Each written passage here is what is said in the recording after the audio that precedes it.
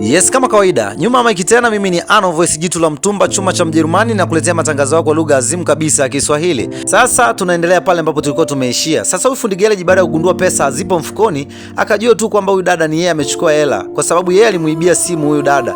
Kwa hiyo akawa anamwambia kwamba ni mimi dada yangu nilikuibia simu. Sasa huyu dada akaanza kucheka, wewe umekataa kwamba hujachukua simu yangu, alafu sasa hivi unasema kwamba wewe ndo uliyechukua simu. Kivipi yani? Huyu jamaa anasema ni mimi kweli. Sasa huyu dada akamwambia mimi nimekuambia basi haina shida, hiyo simu achana nayo, na wewe ulikataa. Huyu jamaa anasema kwamba sasa mimi hela zimeenda wapi sasa kama sio wewe umechukua? Mimi mwenyewe ninakuletea simu na wewe unipe pesa zangu. Huyu dada akasema kaka, naomba ujishikilie, mimi sijachukua pesa zako na wewe umesema hujachukua simu yangu, sasa shida nini?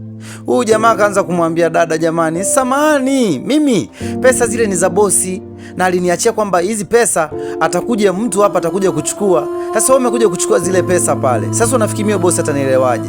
Huyu dada akamwambia hapana, kwanza umeniona mimi sina akili au sio? Na kuambia kwamba nipe simu yangu, nasema mimi sijachukua simu. Sasa huyu jamaa anasema ni mimi nilichukua simu dada yangu. Huyu dada akasema hapana, kwanza mimi naondoka. Sasa huyu jamaa anasema dada, jamani samahani, nimekuletea simu tena unataka kukataa dada yangu? Dada, nimekubali kwamba mimi nimechukua simu yako, lakini bado wewe unaendelea kukataa. Ni kweli dada, nimekuja kukuletea simu yako. Dada akasema sasa kama ni kweli basi piga magoti, alafu nyosha mikono yako juu, nijue kweli wewe unakuja kuomba ni msamaha. Sasa huyu jamaa akanyosha mikono juu, huyu dada akataka kuchukua simu yake. Sasa huyu jamaa anashusha, anasema kwanza nipe hela ndo nikupe na wewe simu. Sasa huyu dada anasema kama unipi simu nitaondoka mimi. Huyu jamaa anasema sasa dada, nipe basi na wewe pesa eti. Sasa mimi nakupa simu alafu mimi hela sizioni kweli dada, na hela zile ni za bosi. Sasa huyu jamaa akanyosha tena mikono juu akachukua simu. Huyu dada akasema nakurudishia hela zako ila urudiage tena. Huyu dada kweli akaanza kutoa hela na akampa hela zake, akamwambia chukua hela zako na usionekane hapa, hebu ondoka. Huyu jamaa akasema madam, nakushukuru sana. Ninakushukuru sana madam.